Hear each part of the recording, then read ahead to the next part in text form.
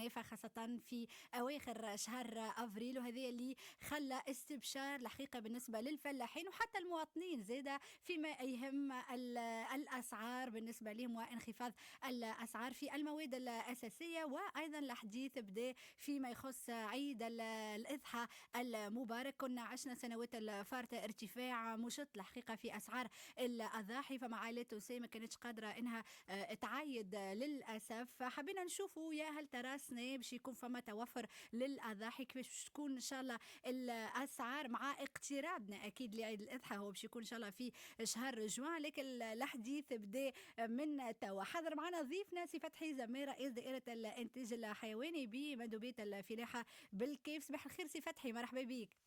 صباح الخير، صباح الخير الناس الكل، صباح الخير مستمعي ذاك الكيف. اهلا وسهلا بك سي فتحي. بدا الحديث على عيد الاضحى، على علوش العيد، يا هل ترى الاسعار كيفاش باش تكون؟ تعرف هذه حديث التوانسه والمواطنين، خاصه بعض الاسعار اللي كانت غاليه الحقيقه السنوات الفارطه. برشا ناس سي فتحي ربطوها بالامطار، معناها بالغيث النافع. الحمد لله السنه طقس كما تعودنا به سنوات الفارطه، معناها شتاء الحمد لله فما امطار وغيره. كيفاش انت تعلق على ممكن المعادله نتاع المواطن هذه في البدايه؟ بالنسبة للسنة الكميات الأمطار نزلت هذه السنة على ولاية الكيف، واللي كانت عموما مقبولة ومتوزعة على كامل الموسم. شهدنا كذلك تحسن الغطاء النباتي بالمراعي، وخاصة في انطلاقا من فصل الربيع. وكذلك توزيع الأعلاف المدعمة من شعير وسداري كانت معناها موجودة على طول العام، وكانت في المستوى المأمول. العوامل هذه كلها أدت إلى تحسن مؤشرات قطاع تربية الماشية، خاصة المجدرات.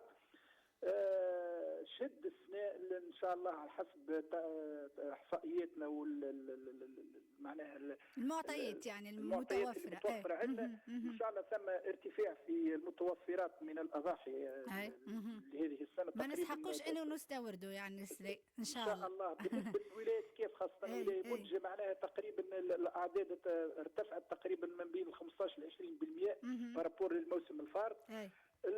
كذلك الاسعار اللي كانت مرتفعه مؤخرا معناها في شهر تقريبا شهر مارس وشهر افريل، مردها كذلك للعرض والطلب، لانه العيد قرب والفلاح يتمسك بالقطيعه نتاعو، لانه الكلفه ناقصه معناها عنده متوفر له الحشيش متوفرت له الاعلاف.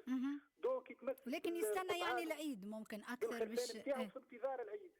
ثم موسم اخر ينطلق الايامات هذه اللي هو موسم الفطام، موسم الفطام نتاع الخرفان اللي ينطلق معناها موسم فطام معاه جز الحيوانات والاغنام هذه.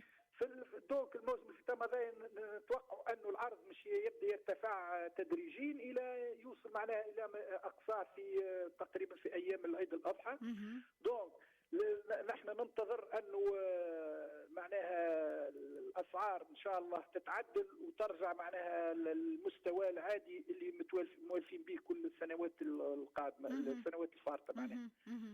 ان شاء الله تتعدل الاسعار ان شاء الله ان شاء الله. هذه هو الحقيقه بالحق السؤال اللي يتسالوه المواطنين، يتسالوه التوانسه فيما يخص عيد الاضحى المبارك. هما حاجتين يعني توفر الاضاحي والاسعار. ان شاء الله يا رب تكون اسعار في المتناول بعد الامطار الحمد لله والغيث النافع، وتحسن ايضا الغطاء النباتي في الكيف. يعطيك الصحه سي فتحي، نشكرك. حابينها كمداخله اولى مع بدايه تحديثنا على عيد الاضحى وتوفر الاضاحي في تونس. الكل الحديث على الاسعار اكيد بشوي بشوي، وقت اللي يقرب العيد نزيدوا نحكيوا باكثر تفاصيل. نشكرك برشا سي فتحي زميل، يعطيك الصحه، رئيس دائره الانتاج الحيواني بمندوبيه الفلاحه بالكيف. حبيت في فقرتنا الاولى نحكيوا على مدى توفر وكميه ممكن الاضاحي اللي باش تكون موجوده السنه. الحديث زاد على الاسعار هذه، يعني رؤيه اوليه خلينا نقولوا فيما يهم الاسعار اكيد في